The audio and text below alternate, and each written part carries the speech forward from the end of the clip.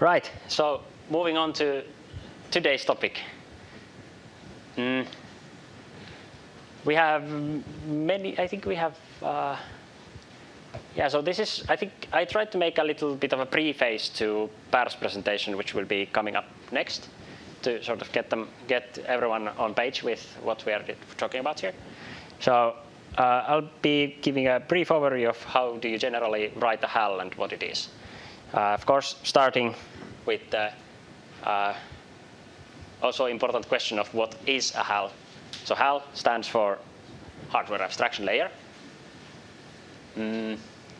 which is, well, a HAL provides the high-level interface to operating a physical or electronic device, or that's what I would call it.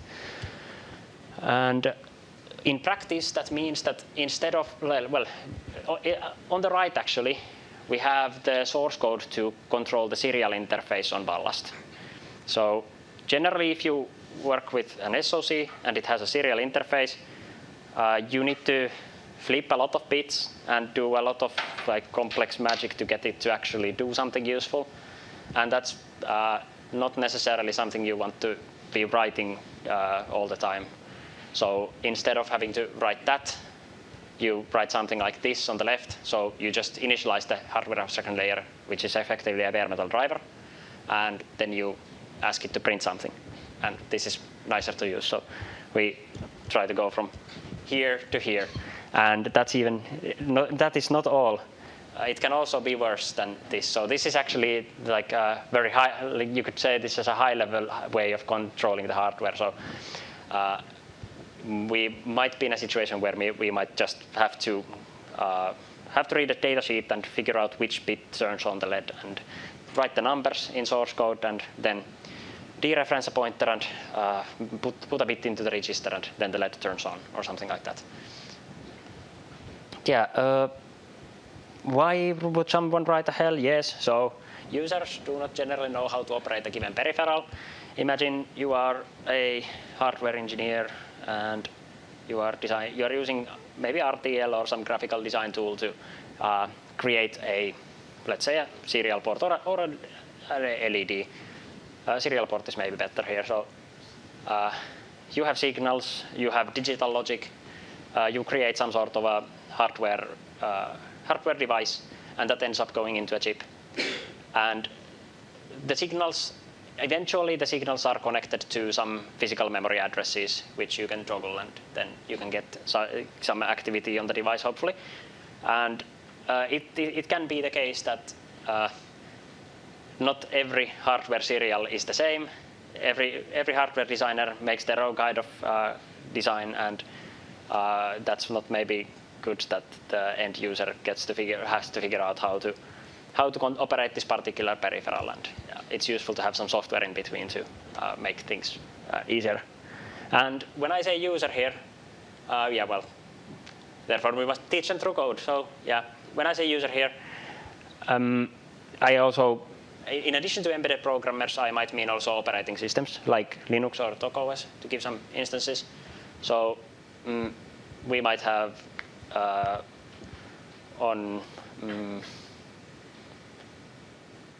well, yeah, it's useful to have a driver on Linux that figures out how to put a character into the device, so that when the user presses a button on the keyboard, the source code does some stuff to move the character to the right place and operates the certain registers, puts up certain bits, and that causes the device to do what you want it to do. And also frameworks like RTC or FreeRTOS. So the point here being that it's important to have these kinds of hardware abstraction layers to connect how the hardware is actually operating with how the user or the operating system wants to operate it. So there is a need for certain kind of software layer in between. So a good HAL is something that introduces minimal overhead, something that we are very concerned with in Rust and also in C. That's why most hardware abstraction layers are indeed written in either C, Rust, or a similar low-level language.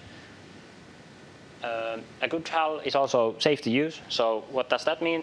I mean, it wouldn't be great if your serial driver was also operating your SPI by accident, or let's say a worse scenario where your serial driver might leak some data that is not part of the serial driver implementation, like let's say some root of trust related security codes on device. So it would be super good if we could design systems and drivers that were not able to read memory that doesn't belong to them. And ideally, they just touch what we know they should touch. So a serial driver should mostly touch the serial driver register interface and nothing else.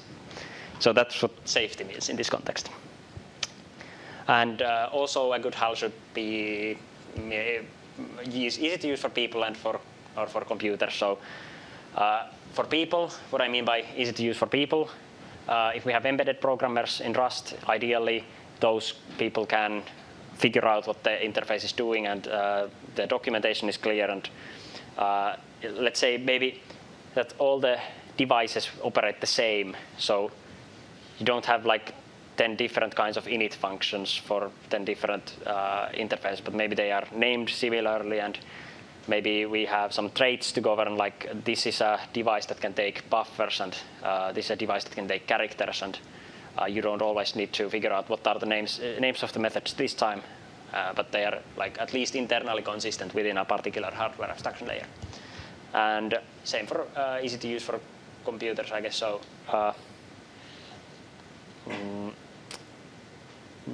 well, Linux is maybe a good example of this, that Linux has these concepts of block devices and character devices. So it divides devices into, like, let's say the hardware interface for a character device usually looks like that, and for a block device it looks like that, and then the drivers conform to those interfaces. So the Linux programmers don't have to learn new ways of doing things for every separate device.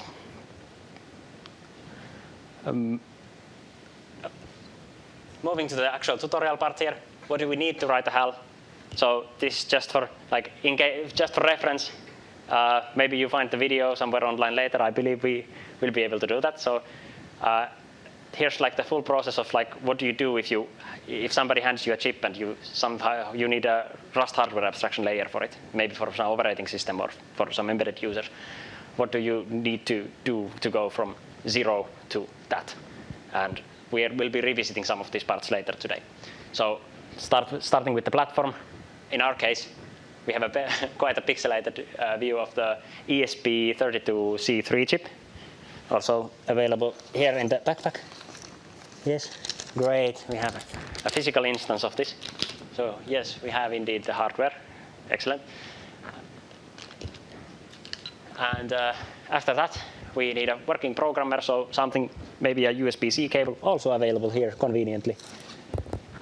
USB-C cable and some software to control it. There are very good standards nowadays.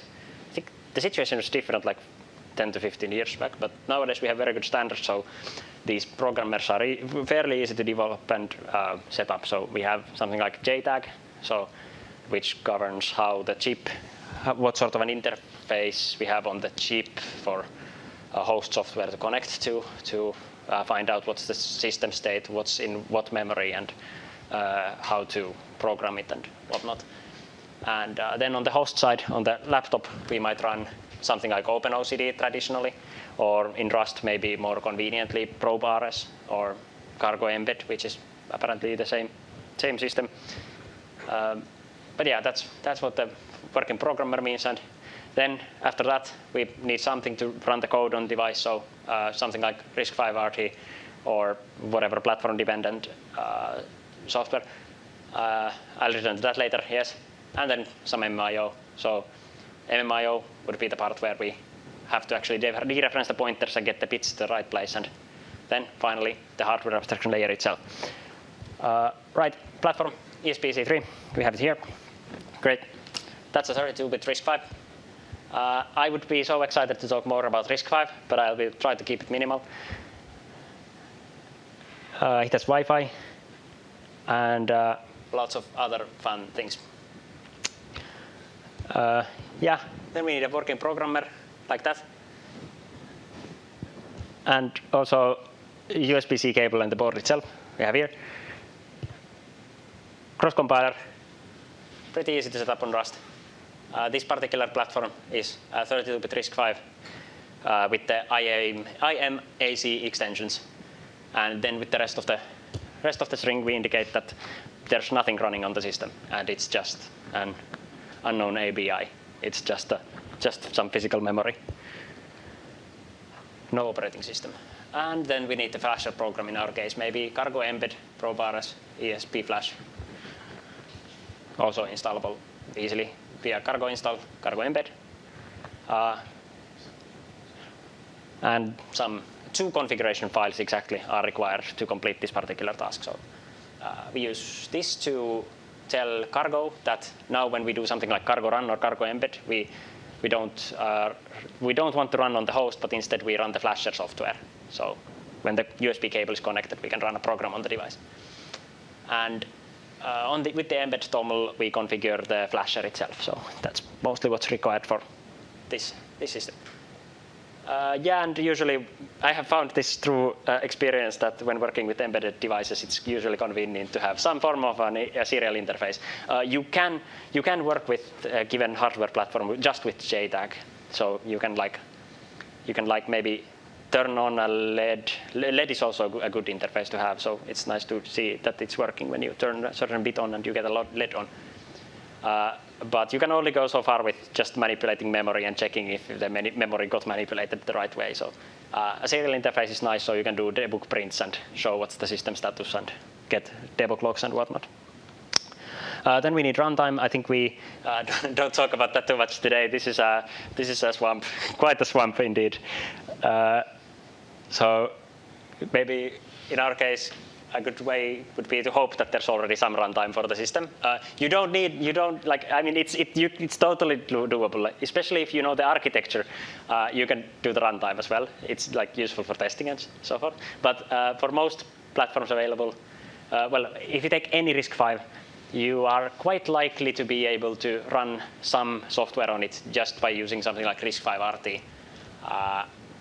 But if you wanted to develop something for the ESP, then maybe you would have something like ESP RISC-V RT from the ESP HAL. Usually the runtime, it's just sets up the stack somewhere and zeroes the BSS section and maybe sets up some interrupts, something like that. Not much code, but you usually do it in assembly, so it's not the most approachable programming task for a beginning programmer. Yeah, and in practice, it's usually something like that. You add the there's one step. Nice. Okay, moving on. Step 4 out of 5. MMIO stands for memory mapped input-output. So the actual practical task of turning on the LED, we have physical memory. So when there's no operating system running, we have a memory space going from 0 to the maximum value of 32 bits. And somewhere there we have mapped these special registers. They're just something that the designer put in there that when you make this address, you write it out, you write into it, you make it into a pointer, you write into it, then the LED turns on. And that's how the designer designed the interface to work. So that's what MMIO is. It's physical memory access. It's which bit to set to get the LED on. And yeah, nice picture, yes. To gain this info, to know which address is which address, we need metadata, which contains the info on which register controls and what. And that is usually supplied to us as embedded programmers in many forms. If we aim for people, then we have a datasheet. Almost any platform will have this available somewhere, so you can find some sort of a PDF document or whatever that lists every single register on the platform and what they do. And then you Control F for GPIO or LED or something and hope that there's GPIO, something that is called something like turn GPIO on, and then you try putting bits into it and the LED turns on. And as it often happens, they are seldom this simple. And then for computers and automation, we use SVD or IPExact or something similar. So we have these standardized metadata formats that computers can process. So for instance, for Ballast, the chip I introduced in the beginning, we have this SVD file that is like 100,000 lines long or something, and it just lists every register what's the address and some documentation for it and so forth. So it's like the datasheet PDF, but it's in computer programmable form. And finally, from these we usually want to get to something like the PAC, the HAL, or chip tool or whatever. So these would be the Rust interfaces for these same files. And to get the MMIO working on this ESP, you might first want to find the SVD file. Here's a URL you can visit to get the SVD file. And then you can run SVD to Rust on it. So just follow the documentation for SVD to Rust, run it, and you get the PAC for it. So now you have this library, a pretty library that allows you to access each of the register. And so you don't need to know the address of the LED. You can instead just say something like device.gpio.led number 5.modify, and then you give it like modify the first bit, and then the LED turns on. And for the HAL, so that would be the rest of today, and that would be the complicated part, yes. So usually we make the project for the HAL. In Rust, we usually wrap the MMIO register. So in the previous step, we have used SVD to Rust to create this nice library that contains all the registers. And we take the GPIO port and we wrap it into a struct.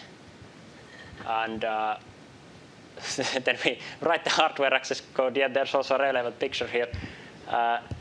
So with the MMIO registers, then you can maybe browse the datasheet and try to figure out how the peripheral is working, or then you do what most people do. So you go online and find the respective driver written by someone else for a similar device or the same device, and then you copy their code and put it in your HAL. In our case, we often might go to the vendor's SDK, find some C code, and look at the C code really hard and think if we can make it into Rust somehow, and write it into Rust and publish our own HAL for it.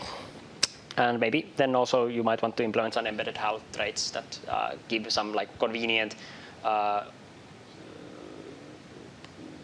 agreed upon interfaces. So that for serial interface, there's usually like a method to write stuff in and then get stuff out, and the method definition will always look similar. So those can be useful.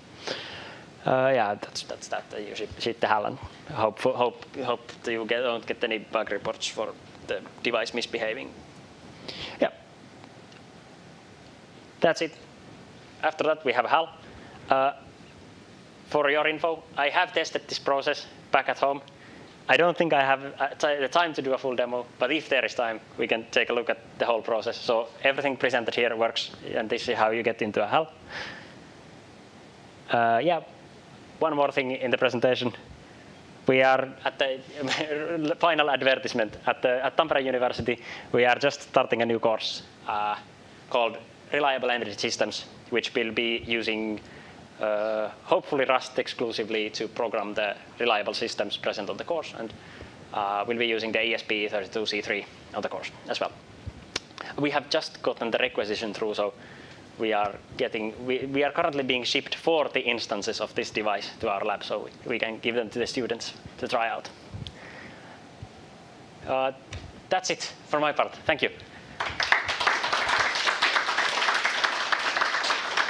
So Per will be the next presenter. Questions is a good thing. So, so now 3 things are happening at the same time. Yes? No, questions. Questions first, yes.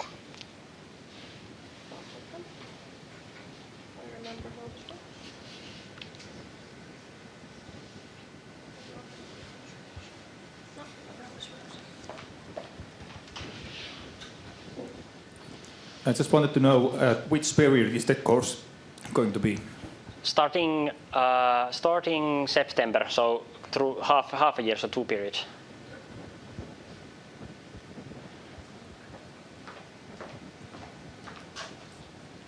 Can your HAL open the cargo bay doors? Can you? afraid I can't do that. 2001. Field. Great. Yeah, one tricky question, how do you test this HAL? How do you test this HAL? That is often a problematic thing. You can't prove. So that's a very good question indeed, because you can make a HAL for an LED, and you can check that when you call turn it on, that the LED turns on, and you can test that when you turn it off, that the LED turns off. But you cannot prove that that is all that it does, or at least it is very difficult to prove that that is all that it does. But it's a very desirable property of the driver that we can prove that it is not doing anything else apart from turning on the LED. For instance, accessing the root of trust or making any other changes on the system. More questions?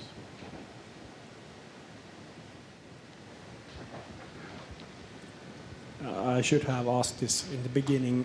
This is layman question. Is there any difference with hardware abstraction layer and the driver that you used?